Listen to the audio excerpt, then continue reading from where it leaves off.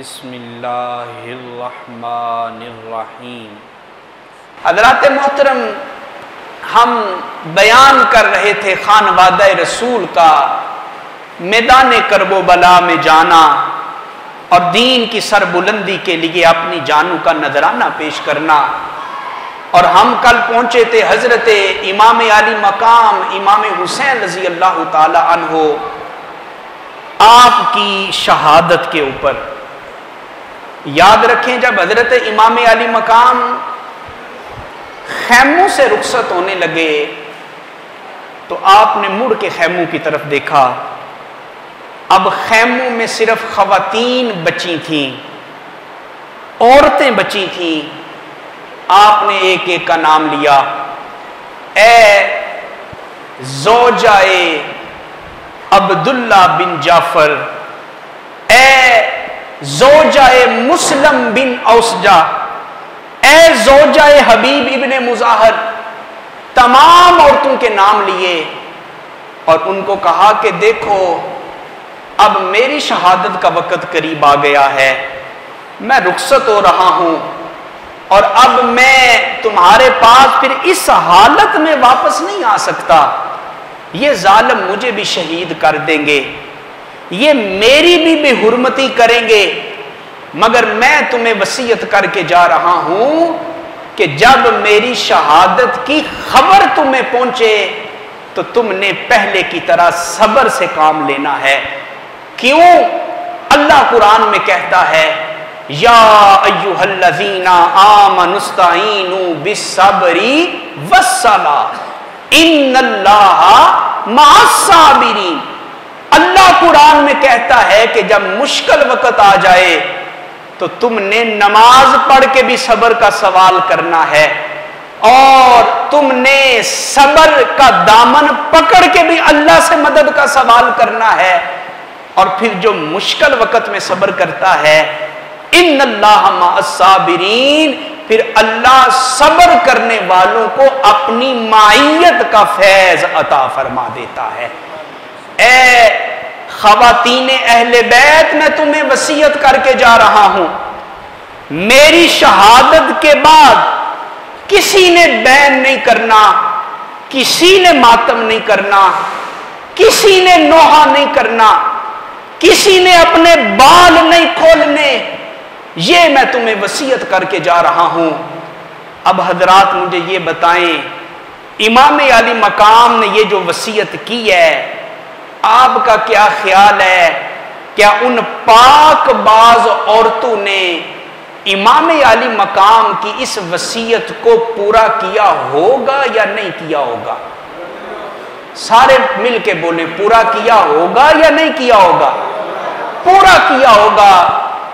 اب اس سے پتہ چلا کہ مصیبت آنے پہ یا اہل بیت اطہار کی شہادت کی خبر سن کے، واقعات سن کے آنسو بہانے کی تو اجازت ہے، مگر بال نوچنے کی اجازت نہیں ہے، ماتم کرنے کی اجازت، نوحہ کرنے کی اجازت، اپنا گریبان پھاڑنے کی اجازت نہیں ہے، کیونکہ حضرت امام علی مقام یہ وصیت کر کے گئے ہیں، یہ آخری نصیحت کر کے گئے ہیں۔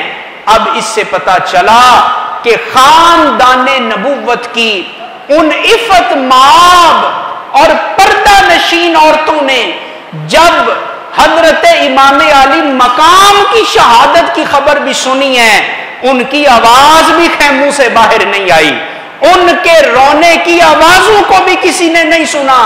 اس سے پتہ چلا کہ جو اہل بیت سے محبت کرنے والے ہوتے ہیں وہ مصیبت آنے کے اوپر بھی واویلا نہیں کرتے، وہ مصیبت آنے کے اوپر بھی اللہ کی بارگاہ میں قرآن پڑھ کے صبر کا سوال کیا کرتے ہیں۔ اب اس میں ایک سبق بھی یاد رکھیں، جب بھی محرم آتا ہے ہمارے سیدھے سادے نوجوان فیس بک کے اوپر اور جناب والا واٹس ایپ کے سٹیٹس کے اوپر ایسی ویڈیو شیئر کرنا شروع کر دیتے ہیں کہ جن کے بیک گراؤنڈ میں جو میوزک چل رہا ہوتا ہے وہ ماتم کا میوزک چل رہا ہوتا ہے، وہ نوحے کا میوزک چل رہا ہوتا ہے، وہ اپنے آپ کو پیٹنے کا میوزک چل رہا ہوتا ہے۔ اور مسلم شریف کی حدیث ہے، حضور نے ارشاد فرمایا کہ جو مصیبت آنے کے اوپر اپنا گریبان پھاڑ لے یا اپنا چہرہ نوچ لے، حضور نے فرمایا اس کا مجھ محمد عربی کے ساتھ کوئی تعلق ہو سکتا نہیں ہے۔ اس سے پتہ چلا کہ محرم کے دنوں میں واقعات شہادت سن کر ایسا انداز اپنانا یا سوشل میڈیا کے اوپر ایسی چیزوں کو شیئر کرنا جس میں نوحے کا ذکر ہو، جس میں ماتم کا ذکر ہو، جس میں جو ہے وہ سینہ نوچنے کا ذکر ہو، یہ جائز نہیں ہے۔ اس لیے کہ محبت رسول کا تقاضا یہ ہے کہ ہم حضرت امام علی مقام کی اس وصیت کے اوپر دل و جان سے عمل کرنا شروع کر دیں۔ حضرت امام علی مقام روانہ ہوئے یہ وصیت کر کے، اور یاد رکھیں حضرت امام علی مقام پریشان نہیں ہے، تھکے ہوئے نہیں ہیں، چہرے کے اوپر ناشکری کے جذبات نہیں ہیں، چہرے کے اوپر مجبوری یا بے بسی کی کیفیت نہیں ہے۔ اب حضرت امام علی مقام نے اس سے پہلے اپنے کتنے پیاروں کے لاشیں اٹھائے ہیں۔ حضرت مسلم بن عقیل کے 2 بیٹوں کے لاشیں اٹھا کے خیموں میں لائے، اپنے 5 بھائیوں کے لاشیں اٹھائے، حضرت ابو بکر بن علی، عمر بن علی، عثمان بن علی، جعفر بن علی اور حضرت عباس بن علی، 5 بھائیوں کے لاشیں اٹھائے۔ اور صرف یہی نہیں، اپنے 2 بھتیجوں حضرت عبداللہ بن حسن اور حضرت قاسم بن حسن کا لاشا بھی اٹھا کے لائے۔ اور یہی نہیں، اپنے 2 لخت جگر حضرت علی اصغر، حضرت علی اکبر کا لاشا بھی اٹھا کے لائے۔ حضرات محترم، اس کے باوجود ہمارے امام کے پاؤں میں کسی قسم کی کوئی کمزوری نہیں آئی، آپ کے ارادوں میں کوئی بے بسی نہیں آئی۔ ہمارے گھر میں ایک میت پڑی ہو، کسی باپ کا جوان بیٹا فوت ہو جائے، 10 لوگ باپ کو سہارا دے کے کبھی اٹھاتے ہیں کبھی بٹھاتے ہیں، 5 لوگ دائیں بائیں سے پکڑ کے جنازہ پڑھنے کے لیے لے جاتے ہیں۔ جو اولاد کا دکھ ہوتا ہے یہ بڑا کٹھن دکھ ہوتا ہے۔ اللہ تعالیٰ سب کی اولادوں کو اللہ سلامتیاں عطا فرما دے، مگر غور کریں ہمارے گھر میں ایک میت پڑی ہو، گھر والوں کا کیا حال ہوتا ہے۔ اور ادھر حضرت امام علی مقام حضرت امام حسین رضی اللہ تعالی عنہ کی جرأت و شجاعت کا کیا عالم ہے۔ حضرات محترم، ظہیر الدین بابر کا بیٹا ہمایوں بیمار ہوا۔ ظہیر الدین بڑا دلیر تھا، بڑا جنگجو تھا، بڑی تلوار چلانے والا تھا، مگر جب اپنے بیٹے کو بستر پہ بیمار پڑے ہوئے دیکھا، اس کی ساری بہادری ختم ہو گئی۔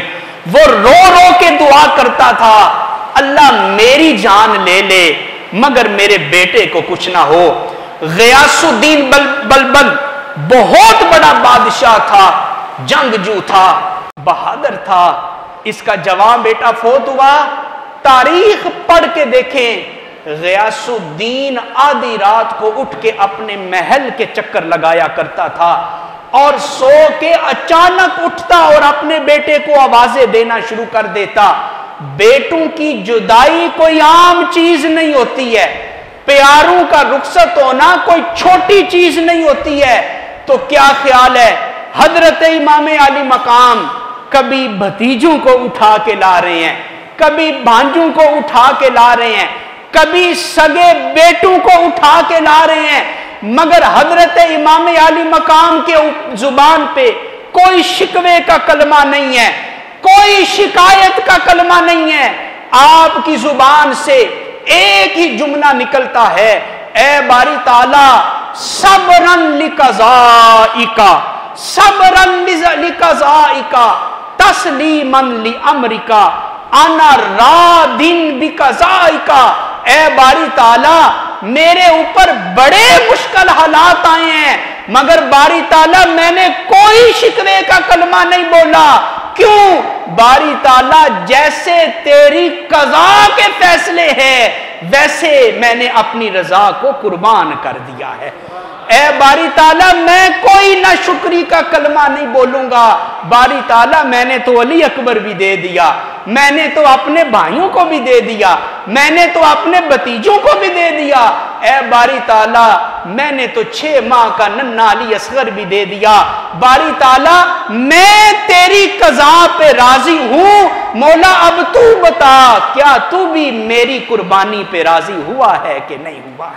ये है हजरत इमाम अली मकाम की जुर्रत व इस्तकामत। और इसी जुर्रत व इस्तकामत में जब आप जंगी लिबास पहन के निकलते हैं यजीदियों के सामने, तो फिर हजरत इमाम अली मकाम अकेले हैं, अकेले बच गए हैं। और उस वक़्त यजीदी लश्कर के ऊपर हजरत इमाम अली मकाम का एक रोब तारी हुआ, एक हैबत तारी हुई, एक खौफ पैदा हो गया। क्यों ना होता?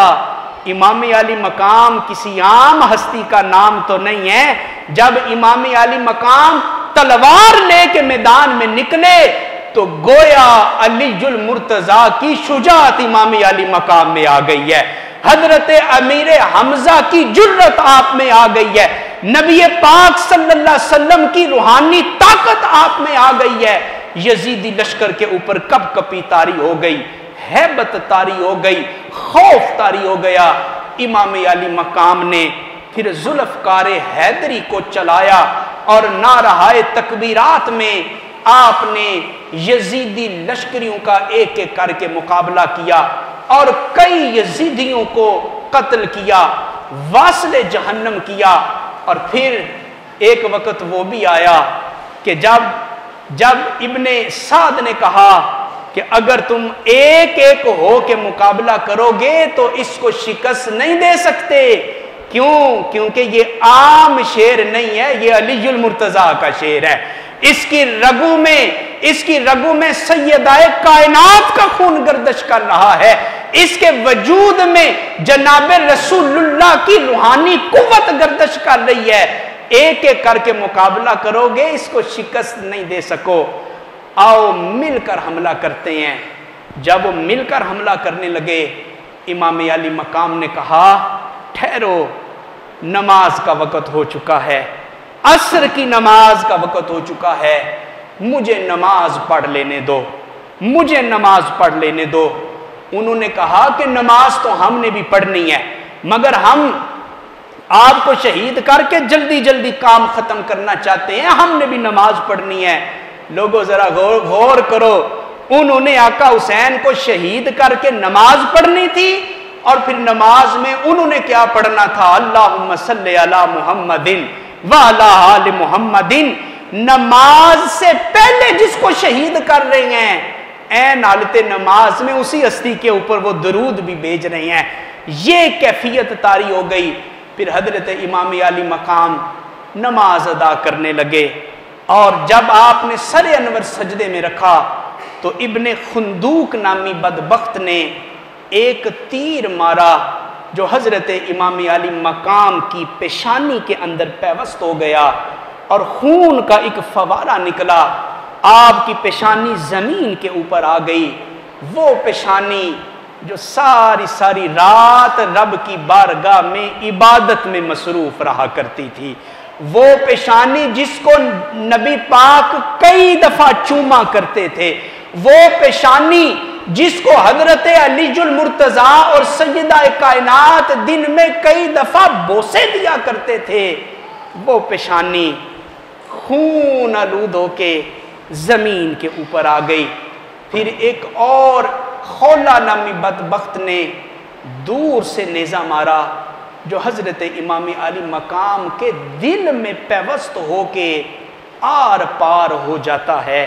इमाम अली मकाम ज़मीन के ऊपर आपका वजूद तशरीफ़ ले आता है और फिर एक रिवायत में है सनान नामी शख्स आगे बढ़ा تاکہ امام عالی مقام کا سر انور جسم سے جدا کر سکے، مگر جب وہ آگے بڑھا اس کے اوپر لرزہ طاری ہو گیا، ہیبت طاری ہو گئی، یہ کام نہ کر سکا۔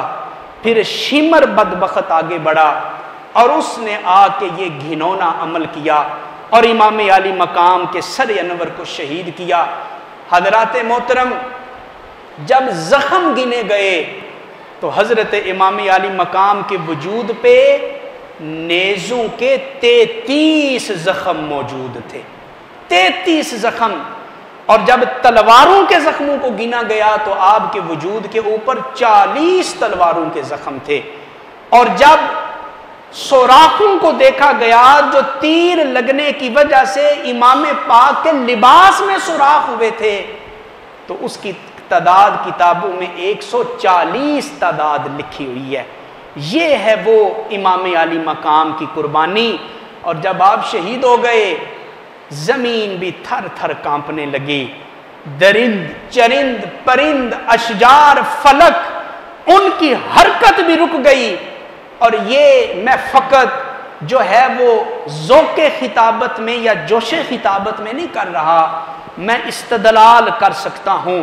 آپ نے وہ حدیث سنی ہوگی نا کہ نبی پاک صلی اللہ علیہ وسلم جب مکہ کے پہاڑوں سے گزرتے تھے اور پہاڑ جب نبی پاک کو دیکھتے تھے تو بآواز بلند حضور پہ درود و سلام پڑھنا شروع کر دیتے تھے۔ اب ان پہاڑوں کو کس نے بتایا کہ یہ اللہ کے رسول ہیں؟ تو وہ پہاڑ جو نبی پاک کو پہچان کے درود پڑھنا شروع کر دیتے تھے، جب ان پہاڑوں نے نواسائے رسول کو شہید ہوتے ہوئے دیکھا تو ان کے اوپر بھی ایک کیفیت طاری ہوئی ہوگی۔ وہ درخت، وہ اشجار جو اپنی جڑیں اکھیڑ کے بارگاہ رسالت میں حاضر ہو گئے، درخت میں نہ عقل ہے، نہ شعور ہے، نہ زندگی ہے، نہ حیات ہے، مگر احادیث میں ہے کہ درختوں نے نبی پاک کو دیکھا تو نبی پاک کی بارگاہ میں جڑیں اکھیڑ کے سلامی دینے کے لیے حاضر ہو گئے۔ تو جن درختوں نے نفس نبوت کی پہچان کر لی، میدان کربلا میں ان درختوں نے نواسائے رسول کی بھی پہچان کی ہوگی۔ اور حضرت امام عالی مقام کی شہادت سے پھر کتنا وہ غم کی اور دکھ کی کیفیت پیدا ہوئی۔ حضرات محترم، حضرت عباس کے بارے میں آتا ہے کہ جب بدر کی لڑائی ہوئی تو حضرت عباس رضی اللہ تعالی عنہ قیدیوں میں شامل تھے۔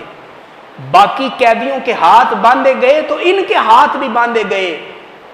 تو حضرت عباس نبی پاک کے چچا، ان کے کراہنے کی آواز آئی، حضور کا دل وہ دکھی ہو گیا۔ آپ نے اپنے صحابہ سے کہا، اے میرے صحابہ، اگر تم مجھے کہو تو میرے چچا عباس کی رسیاں تم ڈھیلی نہیں کر دیتے؟ میں اپنے چچا عباس کے کراہنے کی آواز کو برداشت نہیں کر سکتا۔ لوگوں غور کرو، جو پیغمبر اپنے چچا کے کراہنے کی آواز کو برداشت نہیں کر سکے، میدان کربلا میں جب امام عالی مقام شہید ہوئے ہوں گے تو گنبد خضرا میں رسول اللہ کے دل کے اوپر کیا بیتی ہوگی۔ وحشی جب حضور کے سامنے آیا، حضور نے اس کو معاف کر دیا، حضرت میرے حمزہ کا قاتل، مگر ساتھ نبی پاک نے کہا میرے سامنے نہ آنا، تمہیں دیکھتا ہوں تو چچا میرے حمزہ یاد آ جاتے ہیں، تمہیں دیکھتا ہوں تو چچا کی شہادت یاد آتی ہے۔ چچا کے ساتھ محبت کا یہ عالم ہے، تو غور کرو حضرت امام عالی مقام کے ساتھ نبی پاک کی محبت کا کیا عالم ہوگا۔ اور جس دن 10 محرم 61 ہجری میں یہ مرکہ بپا ہوا، اسی رات مکہ مکرمہ حضرت عبداللہ بن عباس رضی اللہ تعالی عنہ سوئے ہوئے تھے کہ اچانک اٹھ کے بیٹھ گئے اور پریشان لگ رہے تھے۔ گھر والوں نے پوچھا، اے رسول اللہ کے چچا کے بیٹے کیا ہوا؟ تو حضرت عبداللہ بن عباس کہنے لگے، میں سویا ہوا تھا، میں نے خواب میں نبی پاک کو دیکھا ہے، اور نبی پاک کو میں نے غم کی کیفیت میں دیکھا ہے، اور میں نے نبی پاک کو دیکھا ہے کہ وہ ایک کھلے میدان میں کھڑے ہیں اور غم کی کیفیت ہے، نبی پاک آنسو بہا رہے ہیں، لگتا یوں ہے کہ حضرت امام علی مقام کو شہید کر دیا گیا ہے۔ نبی پاک کی زوجہ ہیں ام سلمہ رضی اللہ تعالی عنہا، ان کو نبی پاک نے مٹی دی تھی اور کہا تھا کہ جب یہ مٹی خون میں تبدیل ہو جائے تو سمجھ لینا میرے نواسے کی شہادت کا وقت آن پہنچا ہے۔ اور جب ابن عباس نے اپنا خواب سنایا تو رسول اللہ کی یہ زوجہ حیات تھیں۔ یہ بھی نبی پاک کا علم غیب دیکھیں، نبی پاک نے وہ مٹی ام سلمہ کو دی ہے، جانتے تھے کہ کربلا کا واقعہ ہوگا تو صرف میری یہی زوجہ حیات ہوں گی۔ ام سلمہ جلدی جلدی گئی، صندوق سے وہ شیشی نکال کے لائی مٹی والی، تو دیکھا کہ وہ مٹی خون میں تبدیل ہو چکی ہے۔ اب سمجھ گئے کہ امام علی مقام کی شہادت ہو گئی ہے۔ حضرات محترم شہادتیں ہو گئیں، ادھر جو یزیدی لشکر تھا اب انہوں نے کیا کیا، دل تھام کے سنیے گا، کلیجے تھام کے سنیے گا، انہوں نے پھر شہدائے کربلا کے جسموں کے اوپر گھوڑے دوڑانے شروع کر دیے۔ حضرت قاسم کے جسم پہ گھوڑے دوڑائے گئے، علی اکبر علی اصغر کے جسم پہ گھوڑے دوڑائے گئے۔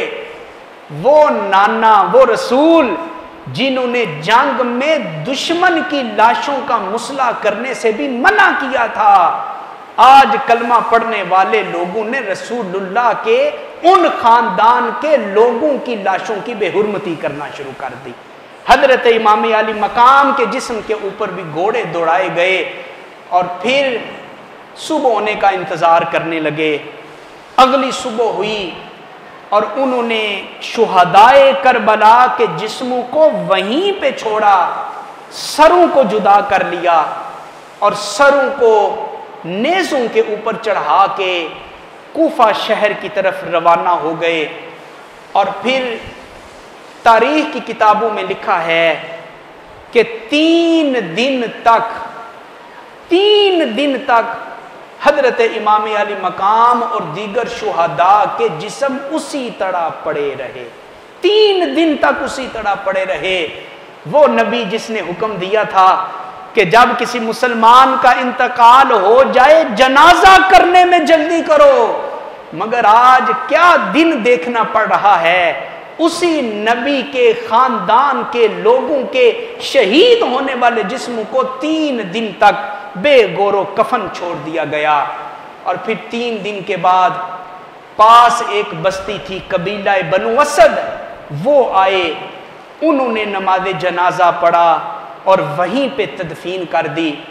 اور ادھر یہ جو لوگ تھے یزیدی لشکر، انہوں نے نیزوں کے اوپر شہداء کے چہروں کو جو ہے وہ چڑھا رکھا تھا، اور جو خاندان نبوت کی عفت مآب بیٹیاں تھیں ان کو اونٹوں کے اوپر بٹھا رکھا تھا، اور ایک ایک اونٹ کے اوپر 2 عورتوں کو بٹھا رکھا تھا، تاکہ ایک کو بٹھائیں گے تو آرام سے جائیں گے، آرام ہم نے نہیں دینا، ایک کے اوپر 2 سواریاں بٹھا دیں تاکہ ان کو اور زیادہ تکلیف دے سکیں۔ اور جب یہ قافلہ یہ کوفہ شہر میں داخل ہوتا ہے، اور وہ کوفہ والے جنہوں نے خط لکھ کے بلایا تھا، جو بنیادی وجہ بنے تھے، انہوں نے جب یہ دیکھا کہ امام علی مقام کا سر انور نیزے پہ، امام علی مقام کے بیٹوں کے اور بھتیجوں کے سر نیزے پہ، انہوں نے ماتم شروع کر دیا، انہوں نے پیٹنا شروع کر دیا، انہوں نے رونا شروع کر دیا۔ جب انہوں نے رونا شروع کیا تو حضرت امام علی مقام کی بہن حضرت سیدہ زینب رضی اللہ تعالی عنہا، یہ بڑی بہادر خاتون تھی، آپ نے پردے میں رہتے ہوئے ان سے خطاب کیا اور آپ نے کہا، اے کوفے والو خاموش ہو جاؤ، خاموش ہو جاؤ۔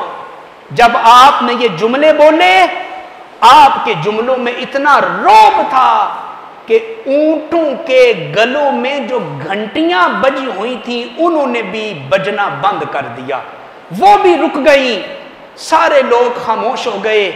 اب حضرت سیدہ زینب جن کی رگوں میں علی المرتضیٰ کا خون ہے، جن کی رگوں میں سیدہ کائنات کا خون ہے، جو امام حسن و حسین کی سگی بہن ہے، انہوں نے خطبہ دیا۔ اور یہ جو خطبہ ہے یہ ایسا فصیح و بلیغ خطبہ ہے کہ آپ کے خطبے کو کائنات کے فصاحت و بلاغت والے خطبوں میں شامل کیا گیا ہے۔ آپ نے پہلے اللہ تعالیٰ کی تعریف کی، پھر نبی پاک صلی اللہ علیہ وسلم پہ درود پیش کیا، اور پھر آپ نے کہا اے کوفے والوں، تم سے بڑا مکار کوئی نہیں، تم سے بڑا دغاباز کوئی نہیں، تم سے بڑا وعدہ توڑنے والا کوئی نہیں، تم سے جھوٹا کوئی نہیں، اب تم آنسو بہا رہے ہو، میری بد دعا یہ ہے کہ قیامت تک تمہاری نسلیں اسی طرح آنسو بہاتی رہیں گی، تم گریہ ازاری کر رہے ہو، اللہ تمہاری بکا کو، اللہ تمہاری گریہ ازاری کو اسی طرح قیامت تک بڑھا دے گا۔ تم بھول گئے میرے بھائی کو بلانے والے تم تھے، میرے بھائی کو خط لکھنے والے تم تھے، تم تو میزبان تھے، تم نے اپنے مہمان کی قدر نہیں کی۔ عرب کا معمول ہے عام مہمان بھی آ جائے لوگ جان قربان کر دیتے ہیں، تم بھول گئے تمہارے پاس جو مہمان آیا تھا وہ کوئی عام مہمان نہیں تھا، وہ نواسائے رسول تھا جس کے چہرے کو مصطفیٰ کریم صبح و شام بوسے دیا کرتے تھے۔ تمہارے پاس جو مہمان آیا تھا وہ علی المرتضیٰ کا بیٹا تھا، وہ زہرہ بتول کا لخت جگر تھا۔ تم نے اپنے مہمان کے ساتھ بے وفائی کی، تم نے اپنے مہمان کے ساتھ غداری کی، اب رو رہے ہو۔ یاد رکھو تمہاری حالت اس عورت کی طرح ہے کہ جو اپنے ہاتھوں سے سوت کاٹتی ہے مگر شام کو پھر اپنے ہاتھوں سے اپنی کمائی کو ضائع کر دیتی ہے۔ تم نے جو اہل بیت کی محبت کا نعرہ لگایا تھا تم اس میں فیل ہو گئے ہو، تم اس میں ناکام ہو گئے ہو۔ اور پھر بی بی پاک نے کہا اے کوفے والوں یاد رکھو اللہ بھولتا نہیں ہے، اللہ بھولے گا نہیں تمہارے اس جرم کو، اللہ تمہیں ڈھیل دے رہا ہے، اللہ تمہیں ڈھیل دے رہا ہے۔ اور رہ گئے میرے بھائی حسین، اللہ نے کل بھی حسین کا نام زندہ رکھا تھا، آج بھی میرے بھائی کا نام زندہ ہے، اور قیامت کی صبح تک میرے بھائی کا نام اسی طرح چمکتا رہے گا، اسی طرح دھمکتا رہے گا۔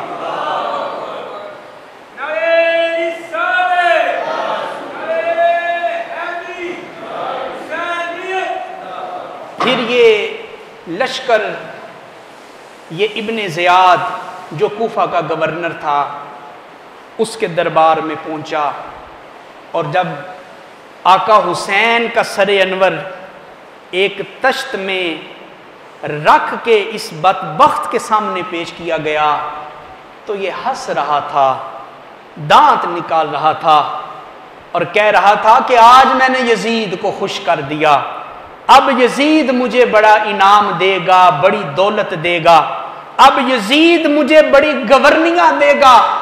اور جب اس نے یہ جملے کہے تو خاندان نبوت کی ایک عفت مآب عورت پردے میں رہ کے جواب دیتی ہے او ابن زیاد بدبخت، تو نے یزید کو راضی کیا ہے مگر ہمارے آقا حسین نے اپنا سر پیش کر کے راضی کیا ہے، اللہ کو بھی راضی کیا ہے، اللہ کے پیارے رسول کو بھی راضی کر دیا ہے۔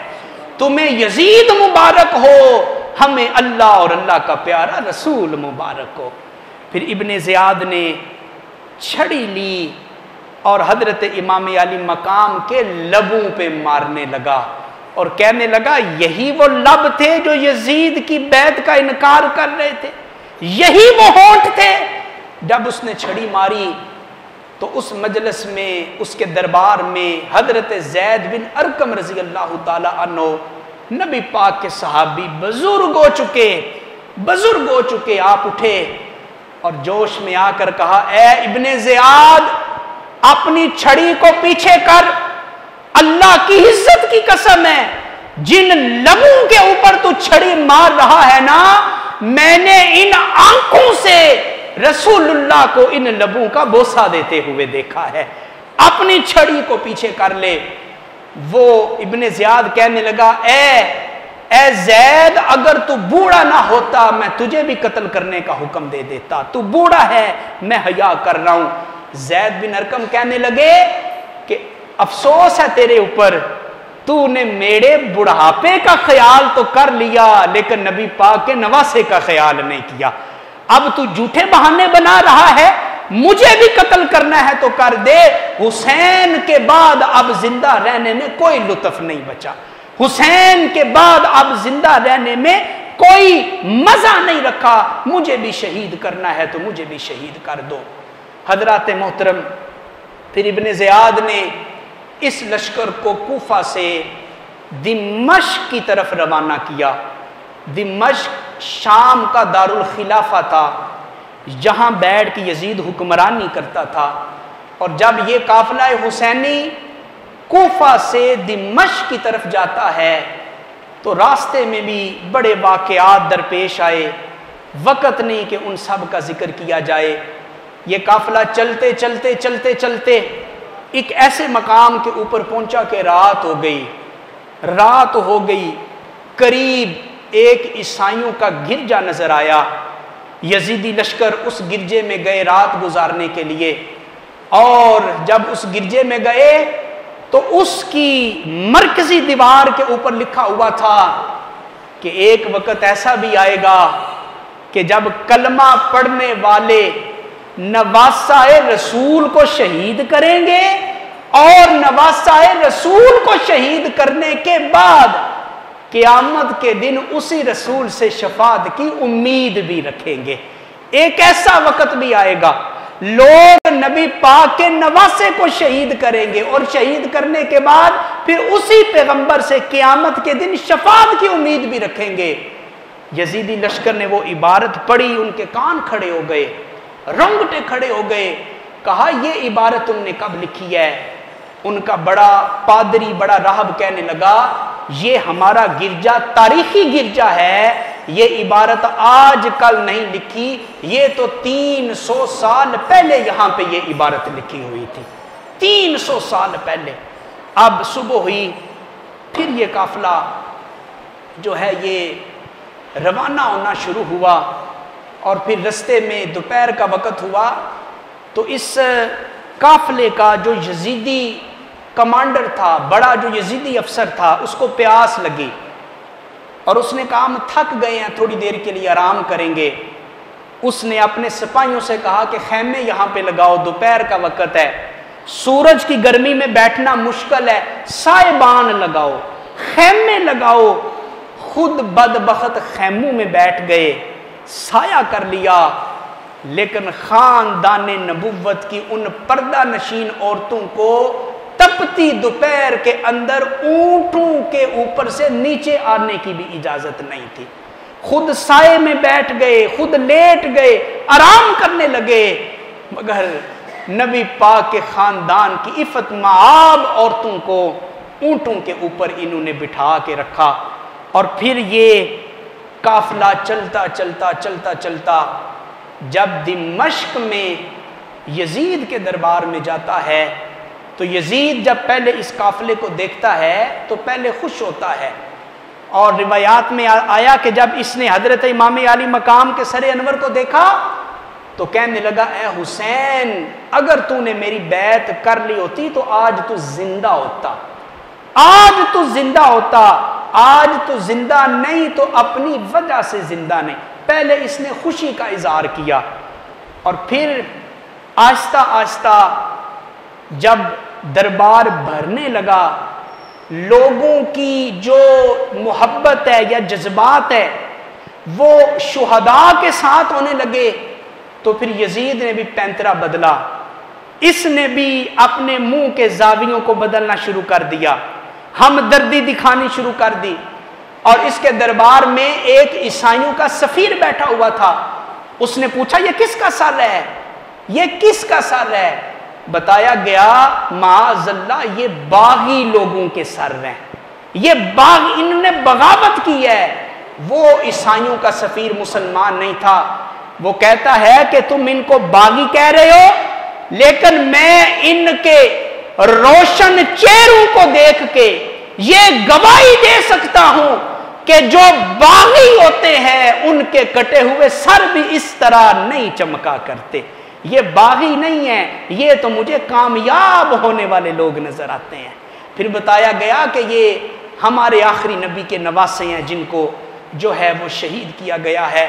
پھر اس عیسائی سفیر نے کہا اے یزید افسوس ہے تیرے اوپر، تو جس نبی کا کلمہ پڑھتا ہے اسی نبی کی آل کو شہید کر دیا، اسی نبی کے کنبے کو تم نے شہید کر دیا. پھر اس نے کہا ہمارے پاس ہمارے نبی حضرت عیسیٰ کے گدھے کا کھر آج بھی ہمارے پاس موجود ہے، اور ہم آج بھی اس کی عزت کرتے ہیں، آج بھی اس کا احترام کرتے ہیں. حضرت عیسیٰ کا کپڑا موجود نہیں، ان کی دستار موجود نہیں، ان کی قمیض موجود نہیں. حضرت عیسیٰ جس سواری پہ سوار ہوتے تھے اس سواری کے پاؤں کا کھر ہمارے پاس موجود ہے، ہم اس کی بھی بے ادبی نہیں کرتے. اے یزید افسوس ہے تیرے اوپر، افسوس ہے تیرے اوپر کہ تو نے اپنے نبی کے نواسے کو اس طرح شہید کر دیا، افسوس ہے تیرے اوپر. جب پریشر پڑا لوگوں کا تو پھر یزید نے ہمدردی کا اظہار کرنا شروع کر دیا، اور اس نے کہا میں نے تو اس چیز کا حکم نہیں دیا تھا، یہ تو ابن زیاد نے خود سے یہ معاملہ کر دیا، یہ تو شمر نے، یہ تو خولا نے، یہ تو ابن زیاد نے یہ معاملہ کر دیا، میں اس پہ راضی نہیں تھا. اور پھر اس مقام پہ حضرت سیدہ بی بی زینب رضی اللہ تعالی عنہا نے دوسرا خطبہ ارشاد فرمایا، اور آپ نے کہا کہ اے یزید اب تو بھی کوفیوں کی طرح جھوٹی ہمدردی کا اظہار کر رہا ہے، مگر یاد رکھ تو یہ کہہ رہا ہے کہ ہم ہار گئے اور تو جیت گیا.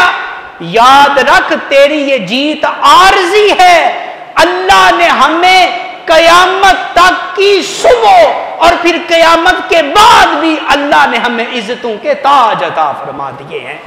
پھر حضرت زینب نے کہا تو نے یہ کہا میرے بھائی کی طرف اشارہ کر کے کہ اے حسین آج تو اس دنیا سے چلا گیا، معاذ اللہ تو مر گیا، تو قتل ہو گیا، میں زندہ ہوں.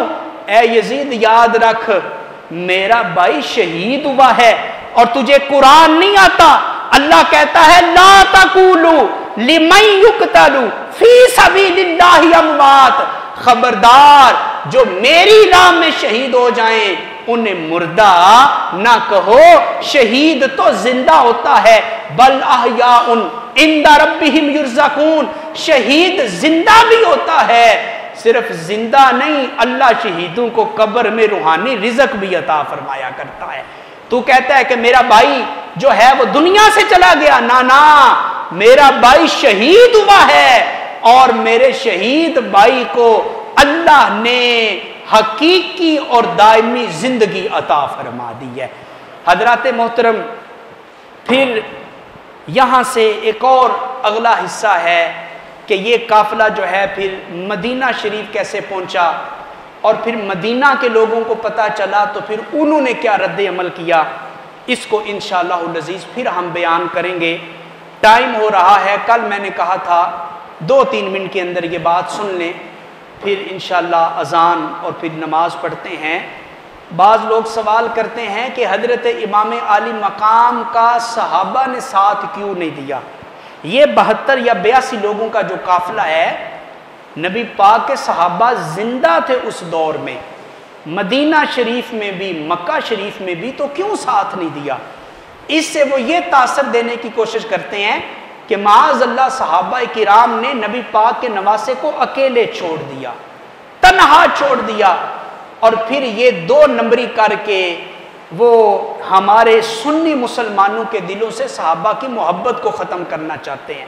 تو یہ بڑا ایک اعتراض ہے ان کا کہ صحابہ کدھر تھے کربلا میں. تو یہ میں جواب عرض کرتا ہوں، آپ نے بڑے غور سے سننا ہے، بڑی توجہ سے سننا ہے، اور یاد رکھنے کی نیت سے سننا ہے. پہلی بات یہ یاد رکھیں کہ وہ جو دور تھا وہ ہماری طرح کا دور نہیں تھا. کمیونیکیشن گیپ تھا، وہاں حالات سے اتنی جلدی آگاہی نہیں ہوتی تھی۔ ہم چونکہ اس جدید دور میں بیٹھے ہیں، ابھی میں کوئی بات کروں آپ اس کو ریکارڈ کر کے وائرل کر لیں، 10 منٹ کے اندر اندر پوری دنیا میں وہ میسج چلا جاتا ہے، پوری دنیا میں وہ بات چلی جاتی ہے۔ مگر آپ غور کریں کہ وہ جو دور ہے وہ اس قسم کا دور نہیں تھا، وہ تو بہت پرانا دور ہے نا۔ 70-80 سال پیچھے چلے جائیں، ٹیلی فون نہیں ہوتے تھے، ملتان کوئی فوتگی ہوگی وہاں سے خط لکھا جاتا تھا، 10 دنوں میں خط یہاں پہ پہنچتا تھا، پھر لوگ وہاں پہ جاتے تھے، اس مرحوم کا کل بھی ہو جاتا تھا، 10واں بھی ہو جاتا تھا، 40واں بھی ہو جاتا تھا۔ یہ 70-80-90-100 سال پہلے کی یہ بات ہے۔ مگر وہ جو دور ہے اس دور میں جدید ذرائع نہیں تھے آگاہی کے۔ میدان کربلا میں کیا ہو رہا ہے نہ مدینے والوں کو پتا تھا نہ مکے والوں کو پتا تھا، نہ اس دور میں جدید گاڑیاں تھیں، نہ جدید رسل و رسائل کے ذریعے تھے۔ اس لیے پہلا جواب یہ ہے کہ صحابہ کرام کو پتہ ہی نہیں تھا کہ کربلا میں کیا ہو رہا ہے۔ اور دوسرا جواب یہ یاد رکھیں، حضرت امام علی مقام جب مکہ شریف سے روانہ ہوئے تو آپ کربلا نہیں جا رہے تھے، آپ جنگ کرنے کے لیے نہیں جا رہے تھے۔ حضرت امام علی مقام کہاں پہ جا رہے تھے؟ کوفہ میں جا رہے تھے، اور آپ کا ارادہ یہ تھا کوفہ میں جا کے میں حالات کا جائزہ لوں گا، میں لوگوں کے تیور دیکھوں گا، ان کی تیاری دیکھوں گا، پھر میں مقابلہ کروں گا لڑائی کے لیے۔ حضرت امام علی مقام مکہ سے کربلا جنگ کرنے کے لیے روانہ نہیں ہوئے۔ اب مجھے بتائیں اگر جنگ کرنے کے لیے جاتے تو صرف 72 لوگوں کو ساتھ لے کے جاتے؟ جنگ کرنے کے لیے جو جاتا ہے وہ اپنی بیویوں کو ساتھ لے کے جاتا ہے، اپنی بیٹیوں کو ساتھ لے کے جاتا ہے، وہ 6 ماہ کے بچوں کو ساتھ لے کے جاتا ہے۔ تو دوسرا جواب کیا ہے؟ جب حضرت امام علی مقام مکہ سے روانہ ہوئے صحابہ مطمئن تھے کہ امام علی مقام ابھی کوفہ جا رہے ہیں۔ اور تیسری بات سنیں، اور یہ سب سے وزنی بات ہے، حضرت امام علی مقام نے کسی ایک جگہ پہ بھی اعلان نہیں کیا صحابہ کو کہ میں یزید کے خلاف لڑنے کے لیے جا رہا ہوں، آؤ آ کے میرا ساتھ دو۔ مدینہ میں تھے، نہ آپ نے مسجد نبوی میں یہ اعلان کیا، نہ جنت البقیع میں یہ اعلان کیا، نہ مسجد نبوی سے رخصت ہوتے ہوئے یہ دعوت دی صحابہ کو۔ مکہ شریف پہنچے، مکے میں بھی آپ نے اعلان نہیں کیا، نہ حتیم میں کیا، نہ مطاف میں کیا، نہ صفا مروہ پہ کیا، نہ عرفات میں کیا، نہ مینا میں کیا۔ آپ نے صحابہ کو جہاد کی دعوت پیش نہیں کی۔ اگر امام علی مقام دعوت پیش کرتے تو نبی پاک کا کوئی صحابی بھی پیچھے نہ رہتا۔ اور آخری بات سن لیں، اور یہ بھی بڑی قیمتی بات ہے، حضرت امام علی مقام کے بھائی ہیں، ان کا نام ہے محمد بن حنفیہ رضی اللہ تعالیٰ عنہ، حضرت علی شیر خدا کی دوسری زوجہ سے ہیں۔ اور میں نے عرض کیا تھا کہ حضرت امام علی مقام کی ٹوٹل جو اولاد ہے اس کی تعداد 27 ہے، 27 تعداد ہے۔ بعض نے لکھا ان میں سے 14 بیٹے تھے باقی بیٹیاں تھیں، بعض نے کہا 17 بیٹے تھے باقی بیٹیاں تھیں۔ تو حضرت مولا علی شیر خدا کی باقی بیویوں میں سے حضرت محمد بن حنفیہ یہ حسن حسین کے بعد سب سے بڑی شان والے تھے، مگر محمد بن حنفیہ بھی امام علی مقام کے ساتھ نہیں گئے۔ تو جو اعتراض صحابہ پہ کرتے ہو کیا حضرت علی کے اس بیٹے کے اوپر بھی کرو گے؟ اور پھر حضرت زینب جن کے خطبے میں نے آپ کے سامنے عرض کیے، اور جن کے 2 بیٹے بھی شہید ہوئے کربلا میں، اون و محمد، ان کے جو خامند ہیں حضرت عبداللہ بن جعفر وہ بھی مکے میں تھے، وہ بھی امام علی مقام کے ساتھ نہیں گئے۔ اہل بیت کے اور بھی بہت زیادہ لوگ نہیں گئے۔ تو ہم جس طرح صحابہ پہ اعتراض نہیں کر سکتے، ہم اسی طرح اہل بیت کے اوپر بھی اعتراض نہیں کر سکتے۔ بنیادی جواب یاد رکھ لیں، امام علی مقام مکہ سے جنگ کے لیے روانہ نہیں ہوئے تھے، آپ کوفہ کے لیے روانہ ہوئے تھے۔ ہم نہ ناسبی ہیں، نہ رافضی ہیں، نہ خارجی ہیں، ہم اہل سنت و جماعت سے تعلق رکھتے ہیں، اور یہ اعتدال کا مسلک ہے، یہی حق کا مسلک ہے۔ اسی مسلک کے اوپر پابند رہو۔ اللہ ہمیں صحابہ اور اہل بیت کی محبت میں ہمارا خاتمہ فرمائے. آمین. وما علینا الا البلاغ.